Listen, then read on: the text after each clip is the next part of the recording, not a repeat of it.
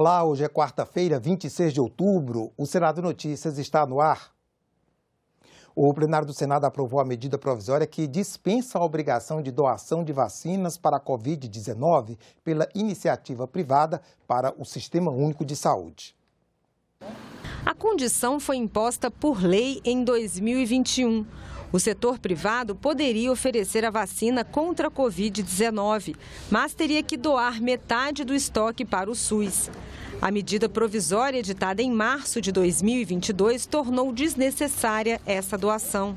O governo argumenta que o cenário atual de vacinação no país atingiu o patamar de envio de doses suficientes para contemplar 100% dos grupos prioritários e a população-alvo de 12 anos, assim como 100% da dose adicional dos imunossuprimidos.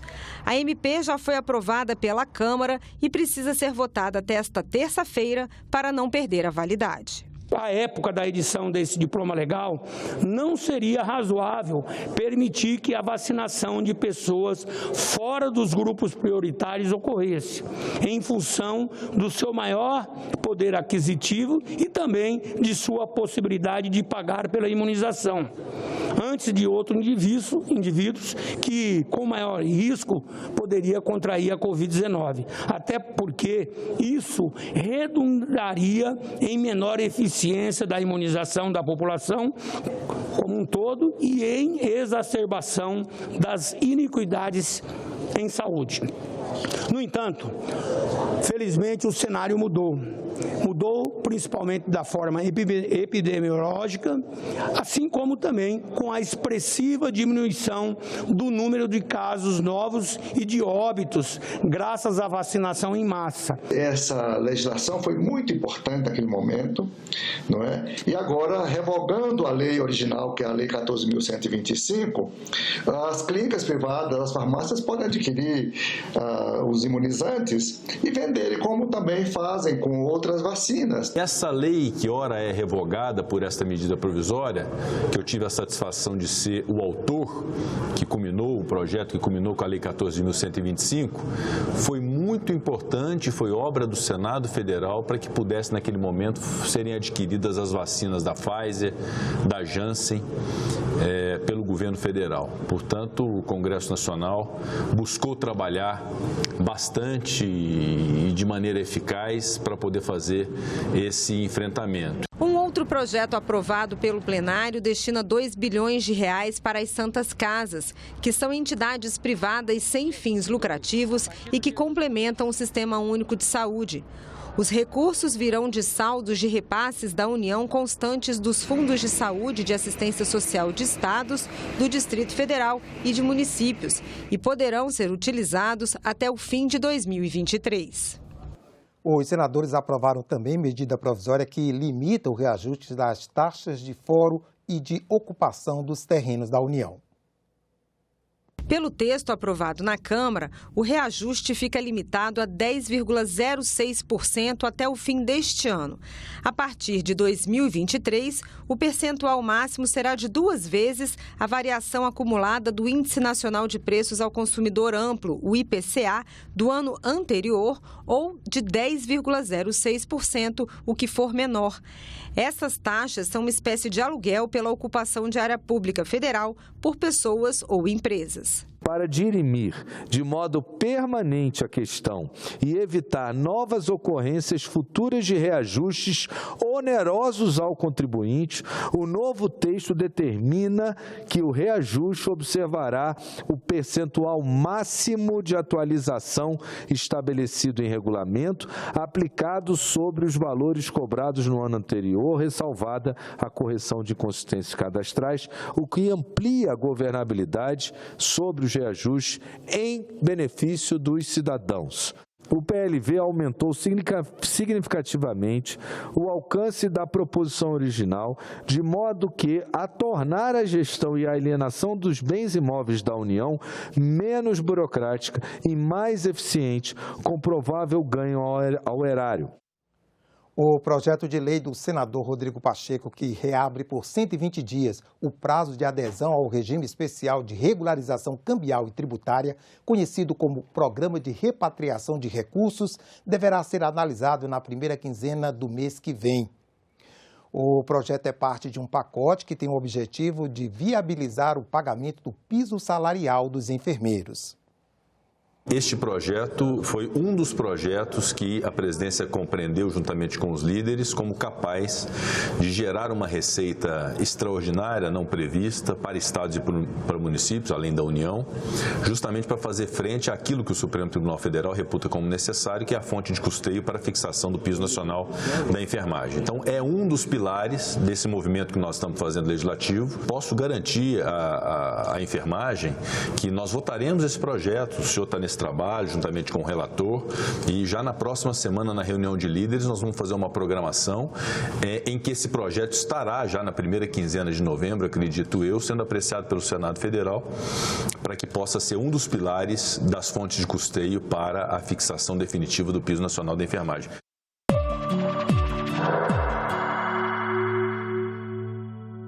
Segurança pública é um dos principais desafios para o presidente da República, que vai ser eleito neste domingo. Por isso, convidamos para o Senado Notícias de hoje o consultor legislativo Tiago Ivo Odon, que participou da comissão de juristas encarregada pelo Senado Federal de elaborar um novo Código Penal. Bom dia, Tiago. Bom dia. Tiago, qual deveria ser a prioridade na questão de segurança pública para o próximo presidente? Bom, o desafio é grande, né? Apesar do grosso da segurança pública ser feita pelos estados, a União tem um papel fundamental, o governo federal, que gosto sempre de resumir num tripé, né? Indução, capacitação, financiamento. Ou seja, a União tem um papel impressionante, isso tem evidências empíricas sobre isso, de como coordenar e direcionar os estados. Ou seja, financie e invista no que dá certo. Políticas que dão certo, fundadas em evidências empíricas. Então, indução. A União tem que induzir os estados a investir no que dá certo, que há evidências favoráveis, e temos vários exemplos, né? Capacitar servidores, principalmente no uso de tecnologia, e financiamento, oferecer o dinheiro, através dos fundos, fundo penitenciário, fundo de segurança. E o nosso gargalo hoje, respondendo diretamente a sua pergunta, é sistema prisional.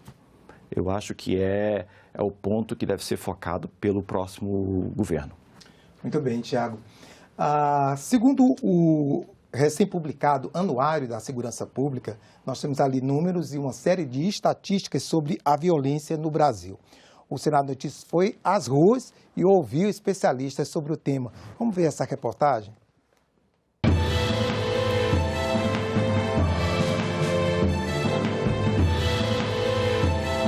Drogas, armas, assaltos, moradores acuados, populações desassistidas, presídios superlotados, fronteiras desprotegidas.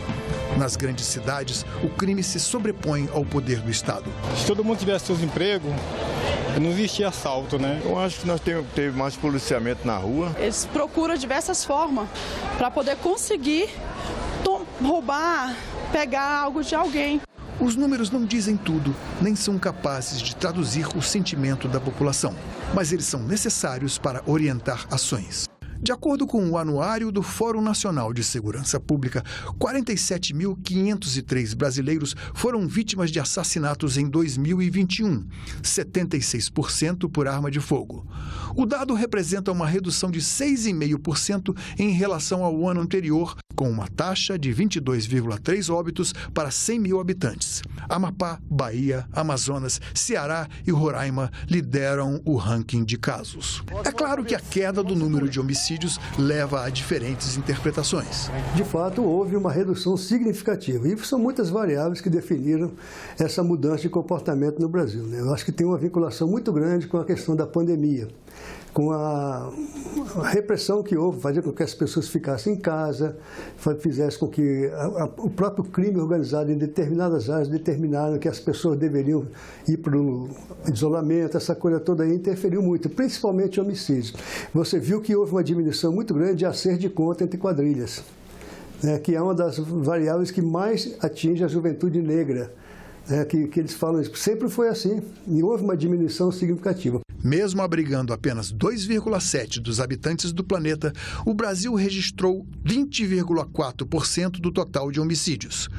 Em 102 países, foram computados 232.676 assassinatos. No Brasil, 47.503. Rio de Janeiro, fevereiro de 2018. Numa operação conjunta com a Polícia Militar, tropas das Forças Armadas ocupam o Complexo da Maré. O objetivo era combater o tráfico de armas e drogas, mas a presença do Estado não se fez sentir na assistência aos moradores.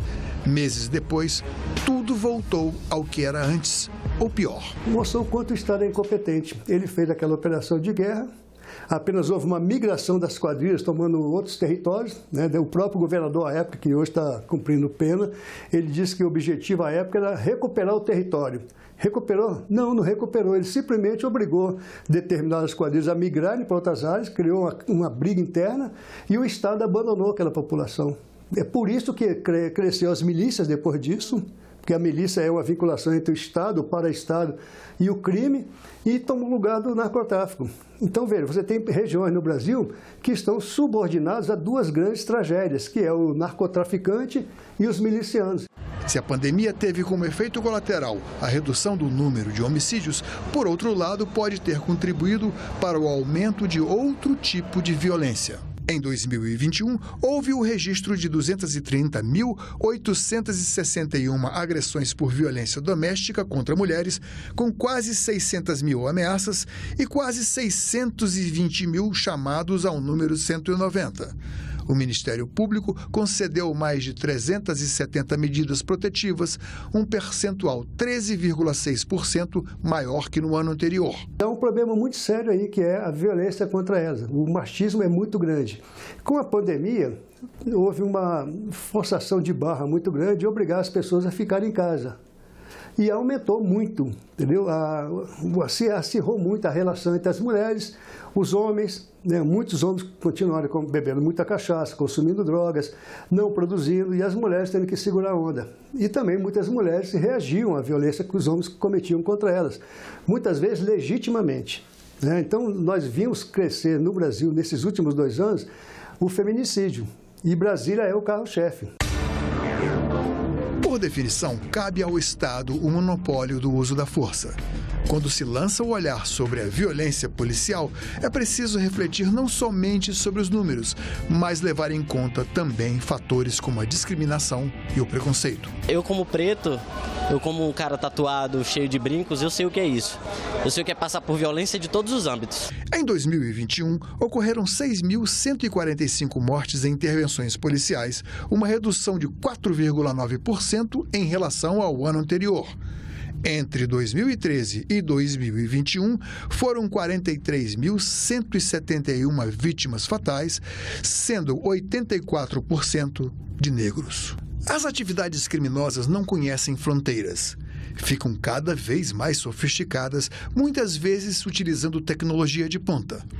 Os especialistas em segurança pública alertam para a necessidade de cortar os elos entre a economia informal e o financiamento do crime organizado. Os crimes contra o patrimônio exibiram uma nova dinâmica. Em 2021, foram registrados quase 1.300.000 estelionatos. Quase 900.000 celulares foram furtados ou roubados no mesmo período. Os roubos de estabelecimentos comerciais cresceram 6,5%, 11% de instituições financeiras e 2,4% a mais nos roubos de carga. A luta contra o crime organizado, para mim, vai ser o carro-chefe. O crime organizado, como eu disse, ele já está muito mais preparado. Ele está ocupando as fronteiras brasileiras, as fronteiras não só no Sudeste, no Noroeste, mas na Amazônia. Aqui o Centro-Oeste brasileiro passou a ser uma via de escoamento de drogas e tudo mais. E há, evidentemente, uma articulação muito grande com a economia informal.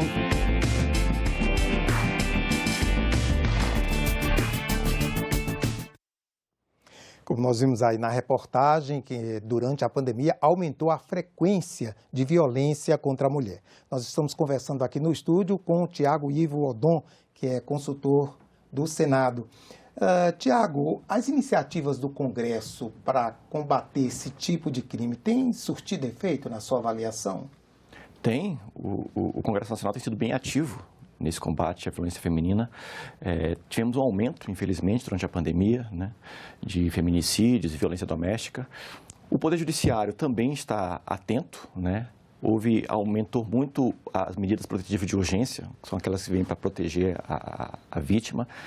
E o Senado também, o Congresso Nacional também, tivemos iniciativas importantes que foram aprovadas, né? O Senado aprovou o tipo de violência psicológica, o que é importante. Só a violência psicológica, só esse fato já legitima o uso de uma medida protetiva de urgência, né? Teve o crime do stalking, né? Uma coisa que também aqui nasceu no Senado. O Judiciário também tem apoiado, como eu falei, através de uma campanha muito interessante do X, né? O X na mão, na palma da mão, que as mulheres em situação de vítimas de violência podem apresentar na rua, em estabelecimentos que estão sensíveis também ao assunto, né? Tem a questão outra proposta muito interessante que o Senado também investiu e foi aprovado rapidamente, a questão de desobediência à decisão judicial, caso o infrator ele desobedeça a medida protetiva de urgência, né? Então, existem várias iniciativas que estão aí já em vigor, né? E graças ao esforço do Congresso. Muito bem. Tiago, os dois candidatos do segundo turno a presidente da República têm visões opostas sobre a liberação de posse e porte de armas para a população. Quais os prós e contras de cada uma dessas políticas? O ponto importante aí sobre armas é que uma lei de armas, ela não serve como uma política de segurança pública, né? É um péssimo instrumento para você reduzir criminalidade. Então, nós temos vários estudos causais, com boas evidências empíricas, informando basicamente o seguinte: o efeito é dúbio, né? Há pesquisas que falam que mais armas, mais crimes, mais armas, menos crimes. Mas o que a gente tem visto, né, nos estudos? Inclusive, estudos bons brasileiros. Há um efeito mais armas, há um efeito que aumenta homicídios, suicídios, acidentes com armas, né, fato, mas há um efeito contrário nos crimes contra o patrimônio, por incrível que pareça. Mais armas têm reduzido esse tipo de crime, né? Então há um efeito dúbio, então não é uma situação muito simples, né? É uma situação complicada. Então o que eu falo, o que eu sempre digo, né, nas discussões com colegas e especialistas no assunto, lei de controle de armas não serve como política de segurança pública, né? Nós temos boas políticas que estão sendo aí implementadas pelos estados, Pernambuco, o Pacto pela Vida, Minas Gerais, o Fica Vivo, Espírito Santo, o Estado Presente, etc., que focam em risco, território, metas, financiamento, prevenção, escolarização, etc. Isso funciona, né? Então é um erro pensar em, poxa, a controle de armas, mais crimes, menos crimes. O caminho não é por aí. Então daí, como eu falei no início com você, o papel de coordenação da União, apontar para os estados para onde devem ir, né? Onde canalizar o dinheiro. Quando a gente fala nisso, né, no dinheiro público para a segurança pública, o investimento em treinamento, equipamento para as polícias, eles podem aumentar? Pode aumentar um pouco mais? Como que o orçamento da União e dos estados tem sido direcionado nessa área? Pois é, nós estamos num momento difícil, né? Um momento pós-pandemia. Temos aí o teto de gastos. O próximo governo não vai ser fácil, não vai ter nada fácil. Temos que tirar de um lugar para colocar em outro. Então, a União precisa usar de forma inteligente os fundos de segurança pública, penitenciário nacional, de forma inteligente para incentivar os estados a canalizarem para o que interessa, né? Então, investimento, né? Capacitação policial, mais viaturas. Sistema prisional, precisamos construir presídios. Infelizmente, no Brasil, o crime, boa parte do crime, boa porcentagem do crime está direto ou indiretamente relacionado às organizações criminosas que são gestadas no sistema prisional. Então, o sistema prisional tem sido esquecido no Brasil. Então, é preciso olhar para ele, porque há uma simbiose entre crime na sociedade, sistema prisional e facção criminosa no Brasil, né? Como é que você vê algumas questões transversais nessa área da segurança pública, né? Uma questão do racismo, como a polícia trata a periferia, né? E outra questão também é relacionada à letalidade, né? E até relacionada a isso, a letalidade da polícia, né? Como muitas pessoas morrem em operações policiais. A nossa polícia, os dados comprovam nos últimos anos, né? A letalidade policial no Brasil é muito alta, né? As vítimas são pessoas negras, né, na sua maioria. Isso vem do confronto, né, de uma tradição histórica, né, de como foi gestada a questão da polícia militar no Brasil, desde o Império, depois da ditadura, que reforçou. Nós temos aí várias questões atávicas na nossa biografia, mas a União, novamente, o próximo governo, ele pode minimizar esses efeitos, né, através de capacitação e focando nessas políticas de prevenção. Eu acho que ela consegue, esses estados que eu citei aqui, né, Pernambuco, Minas Gerais, têm feito bons trabalhos nisso, né, de tornar esse papel da polícia comunitária mais forte, mais sensível às demandas da sociedade. Tiago, desses últimos 20 anos eu tenho acompanhado aqui no Congresso pelo menos 2 ondas de demanda de parte da sociedade pela redução da maioridade penal. Você acha que isso tem ainda condições de prosperar nos próximos anos? É um tema importante, né, aqui no Senado, no Congresso de uma forma geral, né, a redução da maioridade penal sempre está voltando. O problema da maioridade penal é que você vai aumentar a clientela para o sistema prisional comum, né? E nosso sistema prisional, como eu falei, ele precisa da atenção dos novos governantes, porque ele está superlotado, não consegue oferecer bens prisionais de qualidade, ou seja, cama para dormir, areação. Nós temos um problema sério com tuberculose no sistema. Covid, vocês viram como a Covid atingiu o sistema prisional, né? Está superlotado, o defensor público. Se o Estado não consegue oferecer, o mercado negro vai oferecer. Daí que as facções criminosas elas crescem, né? Então, tem que olhar para o sistema prisional. É lá que é gestada a criminalidade e a violência na nossa sociedade. Boa parte dela, boa porcentagem dela. Então, esse é o preço, né? Quando uma questão específica na segurança pública que é a questão das drogas, né? E também que se tenta mudar isso, né? Ou com leis mais duras ou descriminalização. O que você acha que vai prosperar no Congresso sobre isso nessa próxima legislatura? O tema de drogas ele é um tema sensível, né? Há uma boa... Alguns parlamentares são sensíveis, por exemplo, ao que acontece em Portugal. Portugal tem um modelo de gestão de drogas muito interessante, em que você calcula ali quanto que o usuário está usando, numa certa média, num determinado tempo, né? Eu acho que o modelo é interessante, a gente tentou aplicar isso aqui na reforma do Código Penal, mas sofreu resistência, mas eu acho que está ganhando muitos adeptos. Eu acho que o perfil do novo Congresso, que vem aí, ano que vem, eu acho que vai ajudar nisso, nessa discussão sobre as drogas, né? Mas é um tema importante porque a maioria das pessoas que estão presas no Brasil hoje é por tráfico de drogas, que é um crime não violento, né? Então, isso também leva a uma discussão de que a gente deve mudar o perfil das pessoas que entram no sistema prisional, né? Tráfico de drogas, a gente vai diminuir a maioridade penal, vai aumentar a clientela de um sistema que já está falido, já está complicado. Então, tráfico de drogas, a questão da maioridade penal são temas sensíveis que vão produzir efeito direto lá em como a gente gera o sistema prisional, né? Falando nisso, em sistema prisional, nós assistimos nos últimos anos também muitas rebeliões nas prisões, Isso, né? Quais são as ideias que se tem aí para melhorar o sistema prisional brasileiro? Nós temos o governo atual, ele iniciou um processo bem interessante de aumentar inteligência no sistema prisional. Fiscalizar melhor os presos, monitorar melhor as organizações criminosas e tentar prevenir essa tipo de situação, né? Então está tendo um movimento muito interessante, investimento em polícia penal, né? É uma nova polícia que está nascendo no Brasil, polícia penal, inteligência penal. É uma coisa que está crescendo no Brasil nos últimos anos, né? Dos últimos 5 anos para cá. Então eu acho que o caminho é promissor, né? E o Congresso está ajudando a facilitar e desafogar um pouco a legislação.